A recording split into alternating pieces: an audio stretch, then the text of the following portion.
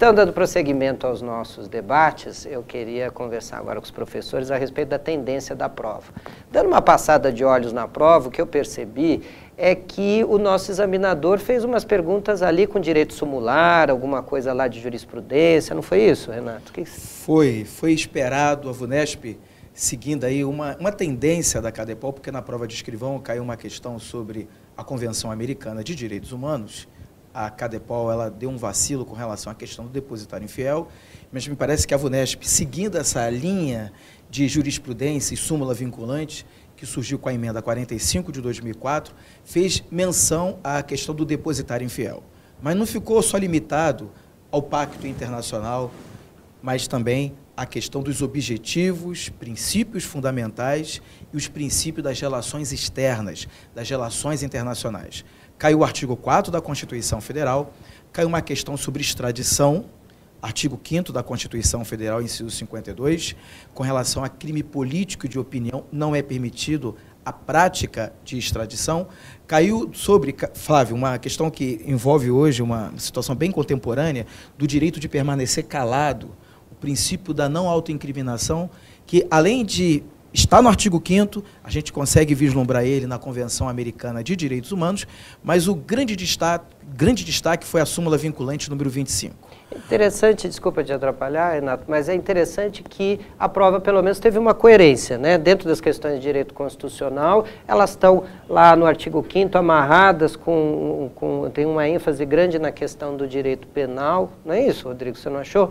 Que as questões estão muito amarradas, mesmo de constitucional como de direito penal, tem lá um eixo principal com o artigo 5º. Acho que isso vem muito ao encontro daquilo que a gente tem empregado nas salas de aula, que é o estudo do texto. Inclusive, a gente sempre destaca bem em sala de aula, né, o estudo do direito penal e do processo penal, sempre à luz da Constituição da República. Isso é crucial, porque querendo ou não, né, é uma Constituição cidadã, democrática, isso é muito importante, é o perfil da polícia hoje, né? Temos questões, o Renato conversou agora, né, do depositário infiel, está dentro de constitucional, direitos humanos, etc., mas eu não posso deixar de falar quando do estudo da prisão. Então, o sujeito tem de estudar todos os ramos da matéria à luz da Constituição da República, né? E dos pactos internacionais, né? Os documentos internacionais, que o Pacto de São José da Costa Rica ele foi incorporado, não é? Norma supralegal, isso é muito importante. Não tem como estudar o direito penal, o direito processual penal, sem a Constituição da República. Não dá. Então, o estudo correto você tem que amarrar tudo, Flávio. Essa questão do depositário infiel é uma questão à parte, é alvo de grandes dores de cabeça nossos. Como é que ele foi incorporado, qual é o status hierárquico dessa norma, isso vai dar espaço para um debate que eu vou chamar vocês aqui, queria ter vocês aqui para a gente trabalhar só sobre isso. Agora, súmula, eles têm pedido súmula, isso está dentro do programa, pode pedir essa súmula, eu vi lá a questão da legislação sobre a questão do uso de algemas, não teve uma questão sobre isso aí? Está adequado esse pedido? O que você acha, Rodrigo? Entendo que sim, por quê? Temos o direito processual penal, eles colocaram no edital o quê? Inquérito policial, provas, prisões. Prisões temporária, não pediram. Flagrante, que é uma prisão pré-cautelar, e pediram a prisão cautelar preventiva. Não tem como você estudar a prisão em flagrante, até mesmo a legislação especial, na parte especial do direito penal, que é o Estatuto da Criança e do Adolescente, sem falar de súmula, né? Por quê? Porque nós temos o emprego das algemas, que está dentro do Código de Processo Penal, e tem entendimento sumular, vinculante, inclusive, né? E eles pediram. Esse é o foco, não tem jeito, o Supremo Tribunal Federal editou essa súmula e está tudo vapor. Legal? Agora, Renato, no direito constitucional, direitos humanos, tem alguma coisa sumulada? A grande riqueza com relação ao direito constitucional e direitos humanos foi com relação ao artigo 5º, parágrafo 4º da Constituição Federal. O Brasil se submete à jurisdição do Tribunal Penal Internacional. Flávio? Esse Tribunal Penal é o de Roma? Não. Opa, o Tribunal Penal Internacional, primeiro, não é o Tribunal de Haia, embora a sede dele seja em Haia. Envolve o Estatuto de Roma, que surgiu em 98. O Brasil se tornou signatário através de um decreto 47388 de 2002.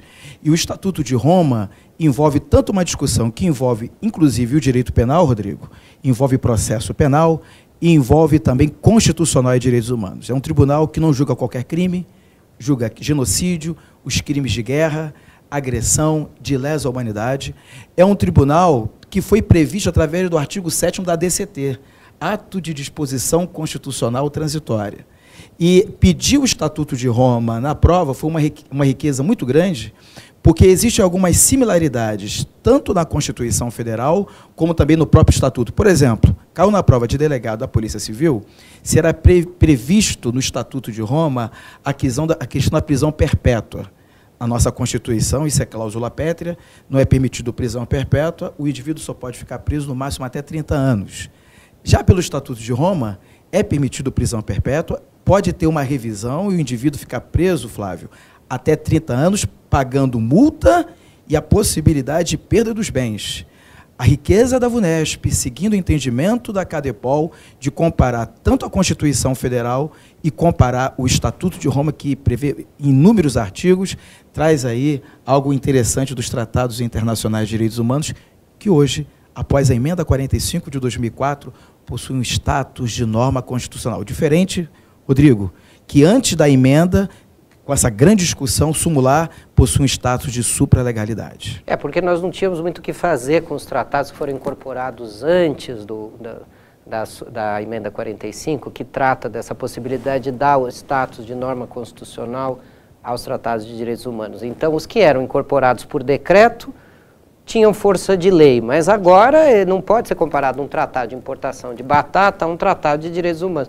Então teve que se criar essa figura intermediária. Isso é meio uma solução jurídica que o Supremo encontrou, né? Esse status intermediário aí da norma supralegal, né? Existe uma confusão, até mesmo por parte dos alunos, e até, infelizmente, por alguns professores, de falarem que esse tribunal é o Tribunal de Haia. O Tribunal de Haia é a Corte Interamericana de Direitos Humanos, que envolve também a discussão do Pacto Internacional de Civis e Políticos, Sociais, Econômicos e Culturais, e o mais interessante, isso caiu em prova.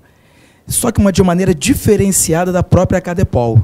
Enquanto a CADEPOL ela pergunta direito de primeira dimensão, segunda, terceira, quarta e quinta, o que a VUNESP, seguindo a linha da CADEPOL, fez?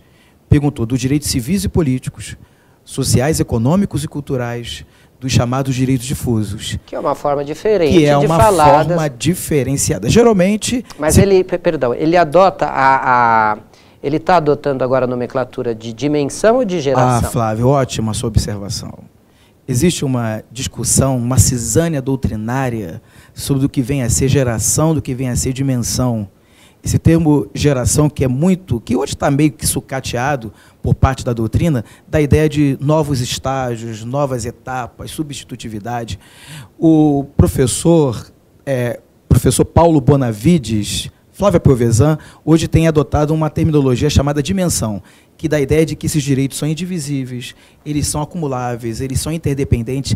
Então tem essa questão técnica. Enquanto o Norberto Bobbio, através da Era dos Direitos, trata da ideia da geração, a parte da doutrina, inclusive a CADEPOL, no concurso de escrivão em 2010, usa o termo dimensão, que dá a ideia da acumulação dos direitos. De primeira, de segunda, terceira, e um detalhe, paz mundial, o que foi sustentado pelo cearense Paulo Bonavides como direito de terceira, eu até pensei que ia cair na prova, hoje já está pacífico como direito de quinta dimensão. Globalização dos direitos humanos como de quarta dimensão. Nossa, muito interessante. E, Rodrigo, me diga uma coisa, como é que foi a distribuição das questões? Fala um pouco para nós sobre isso. Você achou que estava equilibrado, muita questão de processo, menos de penal? O que você acha? Como é que foi? Fala um pouco para nós. Veja bem, Flávio, é o seguinte, não fugiu que a gente conversou em sala de aula, isso é pacífico, conseguimos, felizmente, atacar todas as questões, né? Eles colocaram, fiz um pente fino aqui, direito penal, você sabe que tem uma divisão, parte geral e parte especial. Tivemos 3 questões a parte geral do Código Penal, 3 questões a parte especial do Código Penal. Muito bem. E legislação especial? Legislação especial, nós tivemos 5 questões, muito pesada, legislação especial, e processo penal, 4 questões, ou seja, 15 questões penal e processo penal. Bastante coisa, eles atacaram bastante legislação especial. A parte geral, evidente, né? Nexo de causalidade, os pontos mais importantes, né? A parte especial, tranquilo, homicídio, furtos, crimes clássicos para você, policial, né? Legislação especial, Maria da Penha, Estatuto da Criança e do Adolescente, importantíssimo. Tortura, olha, falando tanto de direitos humanos, tortura, processo penal, inquérito policial, prisões, não fugiu daí, provas, né? Duas questões, né? E cada, na verdade, uma questão de inquérito policial, prisões, né? Duas questões, provas, uma questão. Eles atacaram todos os pontos do edital. Tá, mas Rodrigo, essa questão de improbidade aí, que me causou um desconforto, você acha que ela está bem colocada aí na legislação especial? Não, improbidade... Essa questão de improbidade administrativa não teria que estar lá ou no constitucional, ou talvez no administrativo? Não, tenho a impressão que sim, porque a prova 1 aqui, legislação especial, já começa com o Estatuto da Criança e do Adolescente, depois vai para a lei dos crimes hediondos, depois improbidade e depois vem tortura. Improbidade está num miolo aqui, que ele tem impressão direito constitucional, administrativo, menos processo penal aqui, né? Eu achei que teve uma vacilada aí, como diz o Renato, uma vacilada desse. Com certeza. Não precisava ter essa questão.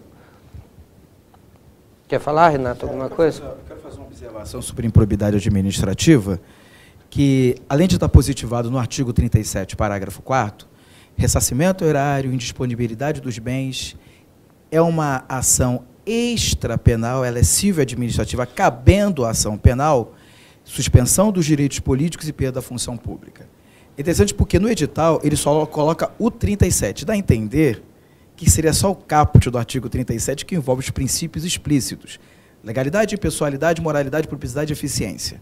Só que ele estendeu, pegando aí o artigo 37, parágrafo 4º. E a lei de improbidade é uma lei que, na verdade, surgiu 2 anos depois da Constituição Cidadã, como o Rodrigo colocou muito bem, através da 8.429 de 92. Foi uma surpresa cair essa questão de improbidade. Mas eu quero fazer uma ressalva, professores, que caiu remédios constitucionais.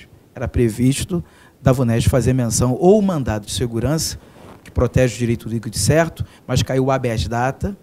Na prova da Polícia Federal, Banca CESP, também eles pediram o mesmo remédio constitucional que protege o direito de informação e retificação de dados. Pedir habeas data foi previsto e foi muito discutido em sala de aula. Não caiu o mandado de injunção, envolvendo a falta de norma regulamentadora. Que já é uma matéria, talvez, que fuja um pouco para esse perfil do candidato. Fuge, né? Realmente o habeas data, o habeas corpus, o mandado de segurança, talvez até o mandado de segurança coletivo, sim, eles cabem aí dentro desse contexto. Agora, o mandado de injunção também me parece que não deveria ser objeto, assim, pelo menos nesse nível de prova, nessa você não acha? É uma prática muito grande das bancas tentar confundir o habeas data com o direito de petição, que grande parte da doutrina entende como um requerimento administrativo e que você encontra no artigo 534, a linha A da Constituição Federal. Eu achei bem interessante eles perguntarem do habeas data, seguindo aí essa linha das bancas. Interessante isso que vocês estão apontando. Agora, eu acho que pela análise da prova, essa metodologia de estudo direto na legislação, eu acho que ainda é o caminho, não é? Pelas questões que o Renato falou, que o Rodrigo falou, são questões que podem ser tranquilamente, em grande parte, respondidas pelo texto de lei. Você não acha, Renato? É o seguinte, tem que tomar muito cuidado com a banca VUNESP, por quê? Diferente da CADEPOL, as questões são bem interessantes, texto de lei. Direito penal, a gente percebe, por exemplo, vá lá no artigo 155 do Código de Processo Penal, você vai ver, tem entre vírgulas, um advérbio exclusivamente. O que eles fazem? Eles tiram o advérbio, muda todo o sentido, entendeu? Então você tem que tomar muito cuidado com isso. Eles tiraram aqui, numa questão de crime impossível, eles tiraram a palavra não do texto, ou seja, uma palavra, ou eles acrescentam, né? Ou eles tiram essa palavra e muda todo sentido. A VUNESP é muito texto de lei. Eu sempre converso com os alunos o seguinte, ou o texto de lei, ou ele coloca uma situação para você identificar o crime. É isso que é a VUNESP, no direito penal. Mas no direito constitucional também me parece que os alunos não gostam muito de trabalhar com texto de lei, não é? Eles são meio arredios a uma leitura de texto, a uma análise de texto, mas ela é importante, não é? Quando você vai fazer a prova, você percebe que quem tem domínio do texto, aquele professor que analisa, que estuda o texto em sala de aula, o aluno tem uma vantagem grande, não é isso? Flávio, concordo com você, Mas o enriquecimento da VUNESP aqui não foi só texto de lei. Quando pergunta sobre a convenção dos portadores de deficiência física, isso envolve um conhecimento que vai além do texto de lei. A emenda 45 de 2004, até o presente momento, em 2013, só aprovou uma convenção de tratados internacionais de direitos humanos. Isso foi discutido tanto com você, tanto comigo em sala de aula, que foi com relação aos portadores de deficiência física. E isso caiu em prova. Então, além do conhecimento de lei, além da letra fria da lei, existe um conhecimento que vai além, que é a atualização. Ok. Ok? Bom, muito bem. Agora nós, então, eu agradeço a presença dos professores. Você vê que é assunto que tem bastante pano para a manga, não é? Nós vamos agradecer a presença dos professores, convidando-os para sempre estarem aqui conosco, trazendo essas informações para os alunos. Basta acessar esse site que aparece aqui para você, com o nosso endereço, e você terá todas as questões comentadas pelos professores da Central de Concursos. Um abraço para você, bons estudos, e a gente se vê por aqui. Até lá.